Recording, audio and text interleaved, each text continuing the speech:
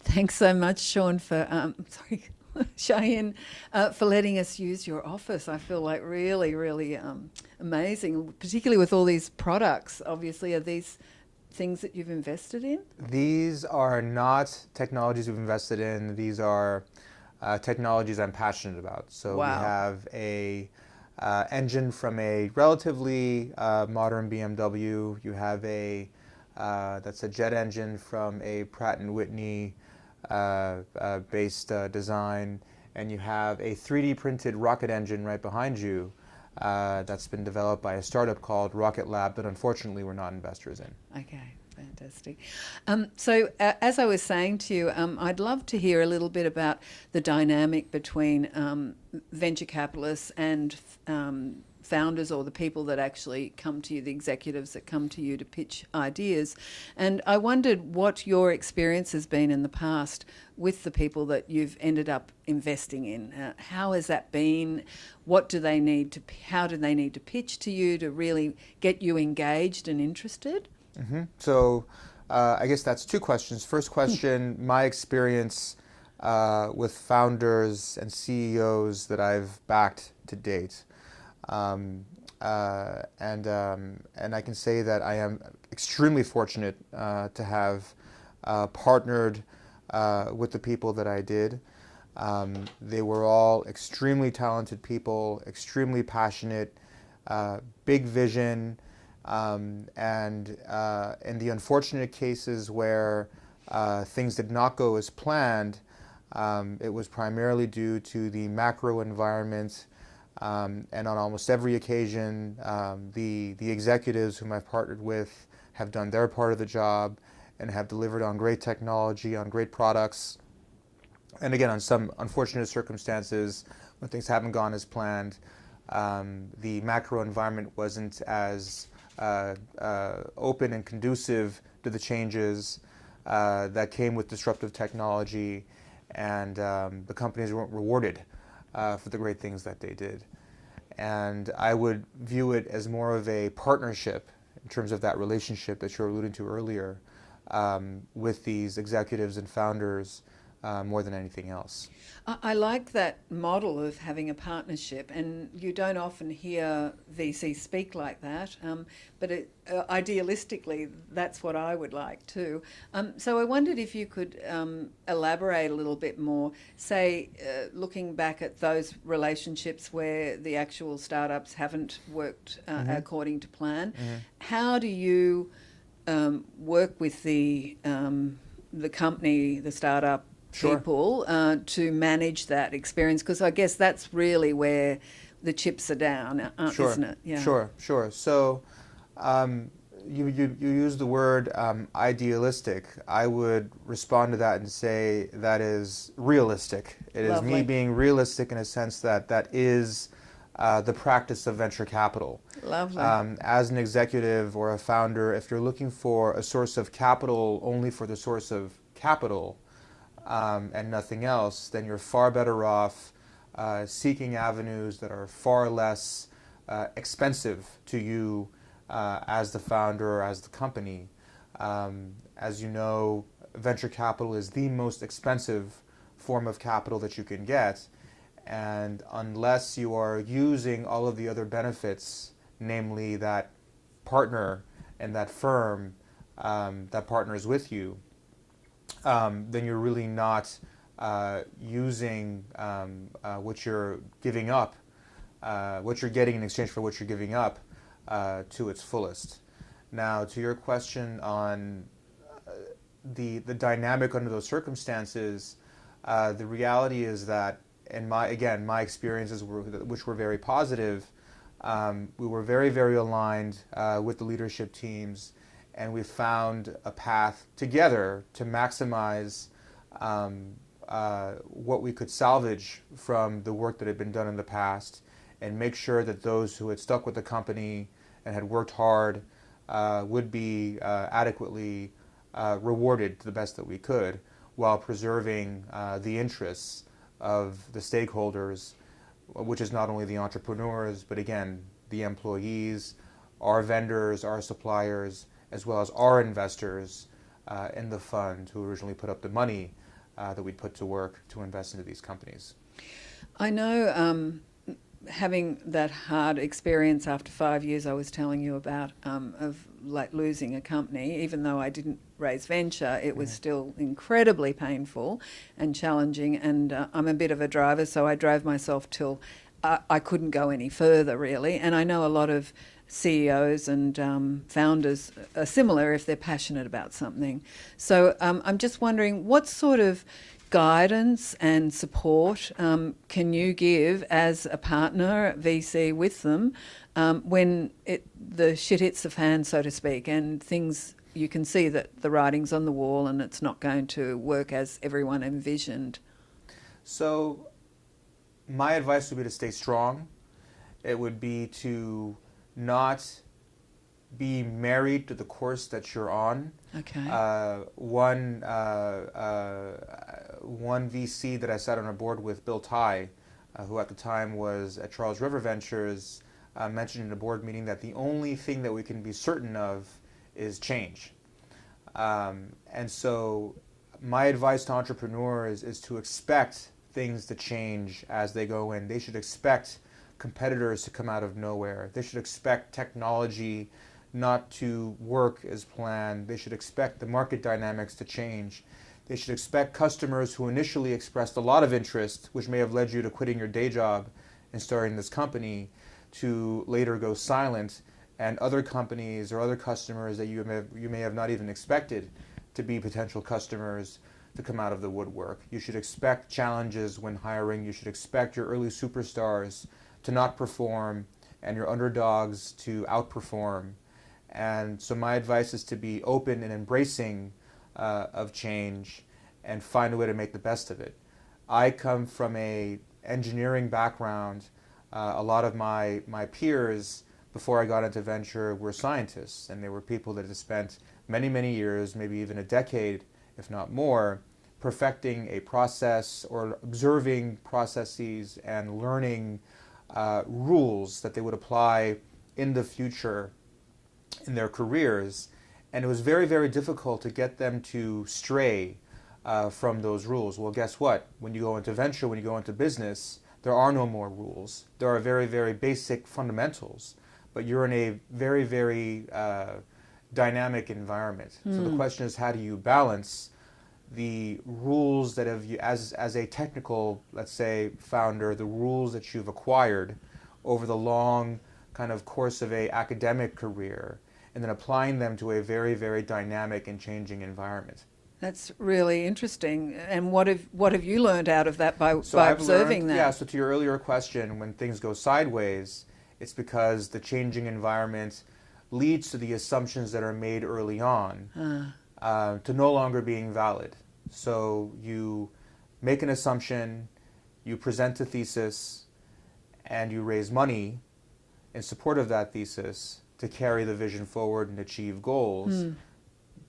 A few things can happen. Either those goals may not be reachable because of some assumptions that were made about engineering and technology, or those goals may no longer be relevant because of the changes that have taken place in the competitive environment. So you may assume that you would be rewarded for presenting a solution to a customer, and you may present that solution, but that customer may no longer be interested in giving you a reward because of some other alternative or because of a lack of motivation on their part, which happens over and over again.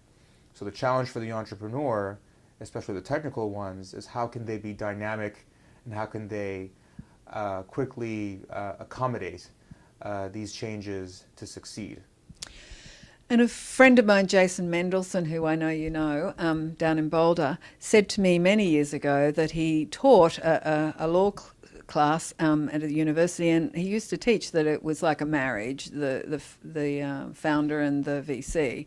And I'm just wondering, what's it like after the breakup? Like after the company goes down, like do you still remain friends? Like what's your history with that and your observations? Because sometimes in a marriage, you know, it's sort of like you've been through so much pain that you don't want to see that person again because they equal bringing up all that pain. And I know from talking to other founders who have crashed, either after venture or before, that it's extremely painful on a few levels, financially, emotionally, spiritually. Sure. So how's it been for you? So for me, in my experience, some have gone on to run my other companies. Wow. Others I've worked with in their future endeavors. Wow. So the relationship has always been, at least I'm none of one, but for me at least, the relationships have been great. Primarily because, again, we are entering a relationship because of a desire to work together versus a transaction. And like any other relationship that is purely catalyzed and carried forward for transactional purposes, a partnership is one of friendship, is one where you're a companion together, and you're working arm in arm towards a common goal. And if that goal isn't reached, that doesn't. Well, let me put it this way: the partnership or the relationship isn't defined by reaching that goal. It's defined by the journey that you go through together towards achieving that goal. And if that goal no longer exists, or if the goalposts are changed, then the relationship remains intact and still has great meaning. That's very inspiring. Thank you so much. And I guess on the other side of the coin, when things work really well, maybe not according to plan, but really well, and end up everyone wins, can you tell me a bit about how that changes the relationship for you as a partner VC? It only changes it for the better. It only changes it. That success obviously attracts many types of other people that are accretive and are obviously bring added resources to the company. So it's meant probably getting having to wait longer between email responses or getting phone calls back, but that's a good thing versus Yes, a bad thing. of I view course. that as a good thing. And I know I've heard you speak before, and you're involved in quite some interesting domains. For one, I know about robotics, but also IoT, which we're going to hear you speak about tonight. Can you briefly cover what domains that fascinate you and that you like to invest in? Sure. So I grew up actually here in the Bay Area with a fascination for cars, for space, and for computers. And so that has kind of led to a few of the areas that you've talked about. And so anything that moves, whether it's a land-based vehicle, aircraft, spacecraft, I'm passionate about, as you can see from the art that's on the walls. As far as robotics are concerned, I'm interested in not only robotics that are used in factories and in manufacturing, but also robots that potentially could interact with people on a regular basis, as well as robots that would be used in healthcare settings, and basically take away, I would say,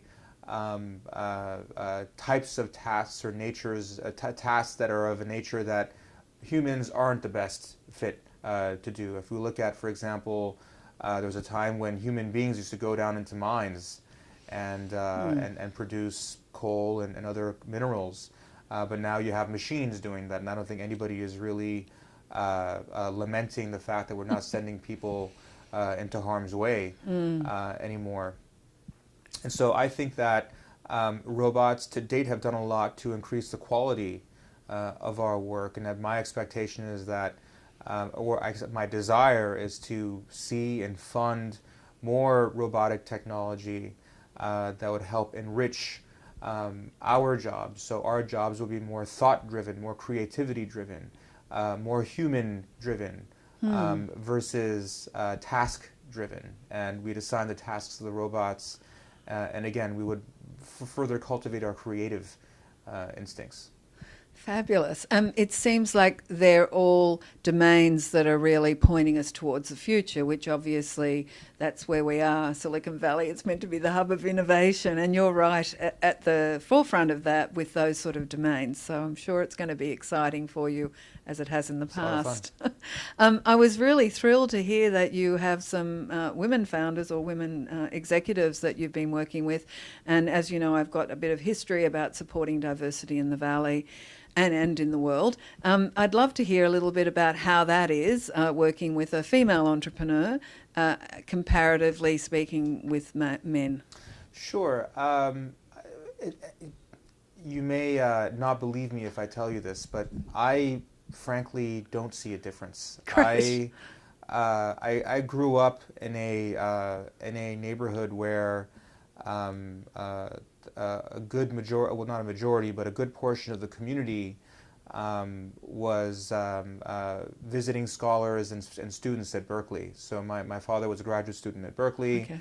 and we lived in a town in the East Bay called Albany, which had a little township that used to be Army barracks that were now dedicated to students and faculty at Berkeley and researchers who were visiting from abroad. And most of my friends came from many different parts of the world and had mothers and fathers who were scientists and engineers. And so diversity was something that I grew up with. And having again spent most of my time in California, having worked at a lot of companies here, the reality is that even though some disciplines in engineering tend to be very male dominated, there was always from a management perspective, leadership perspective, there was a good number of women that I would interact with. And here at Lux, we have quite a few female founders, executives, technical leadership at our companies.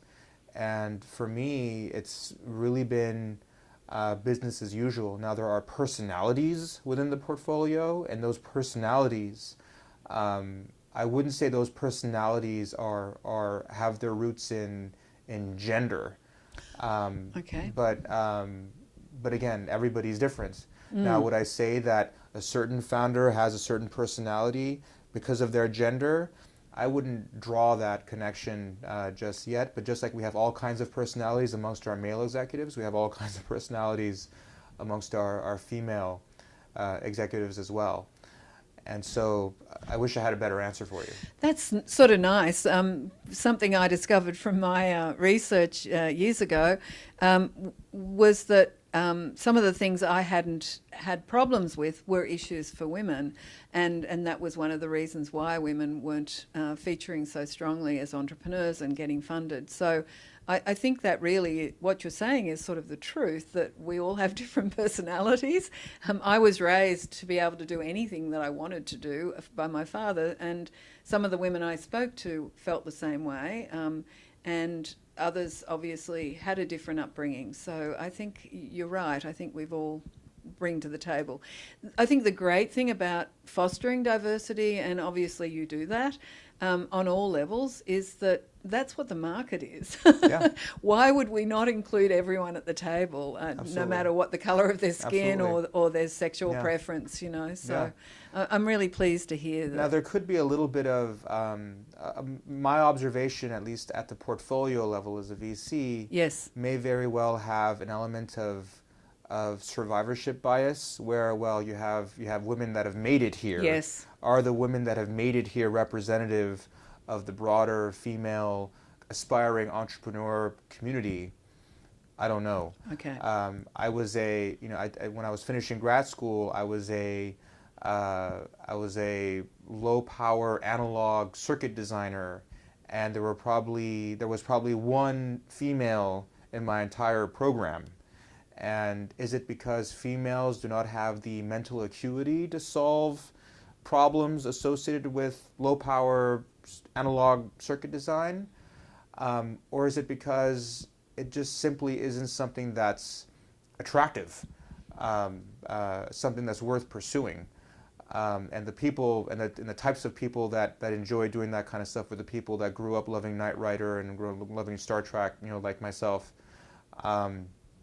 And I think so. I view a lot of this as a matter of preference, and so I think if different types of people have different preferences towards different things, at the end of the day, I don't think gender or age or or race really even comes into account. Again, when I was when I was doing this, that one female only happened to be one female, but that one female was treated and was viewed and interacted with everybody else as though they were one of them, again, because of the common interests. Yes, yes, of course.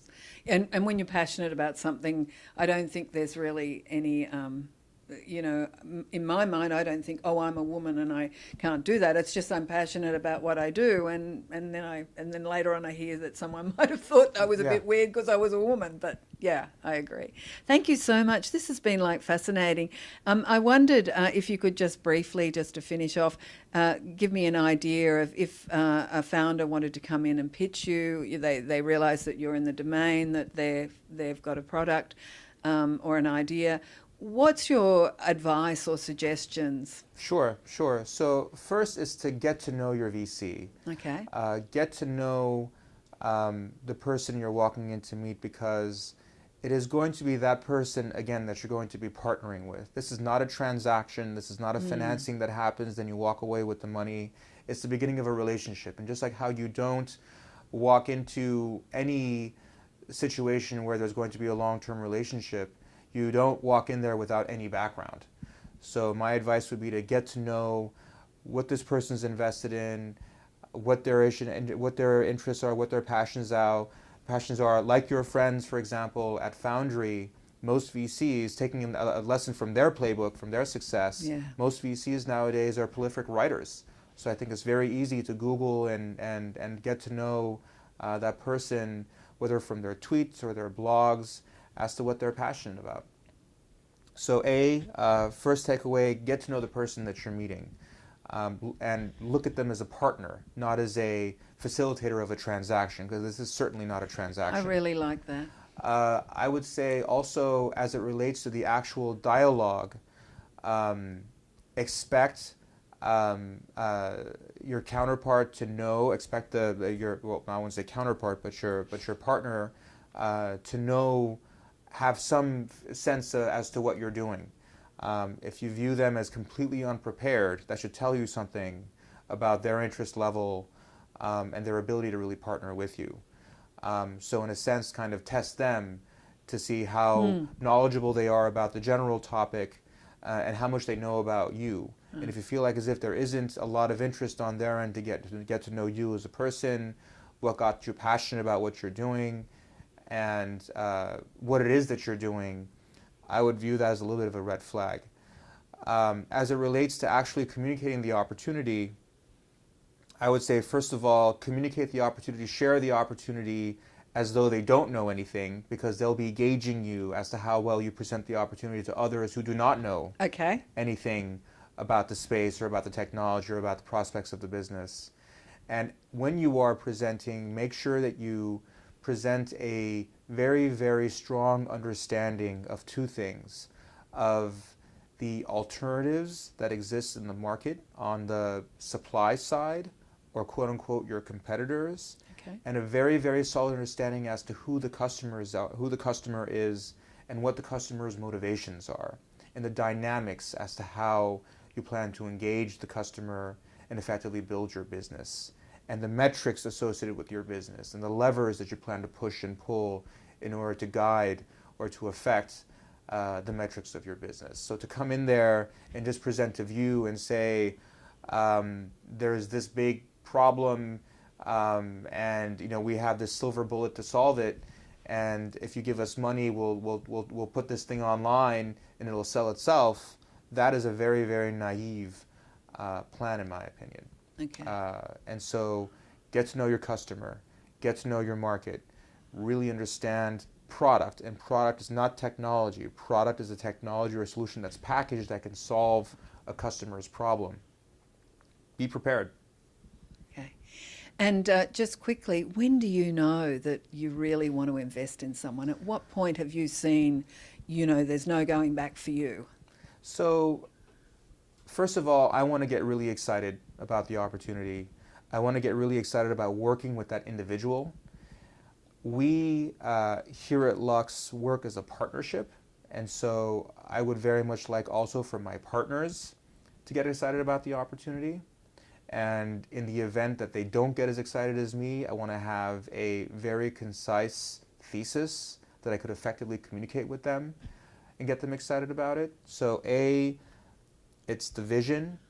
B, it's the unfair advantage. C, it's the founder that not only myself, but others would want to work with. Keep in mind that the fact that I want to work with that executive is an indication that other superstar, talented people would leave their high-paying jobs and abandon their options to come join this company. It means customers will take a risk on them. It means partners who can otherwise sell stuff to Apple, sell stuff to Google, sell stuff to name your blue chip company would be willing to do business with you, rinky-dink company.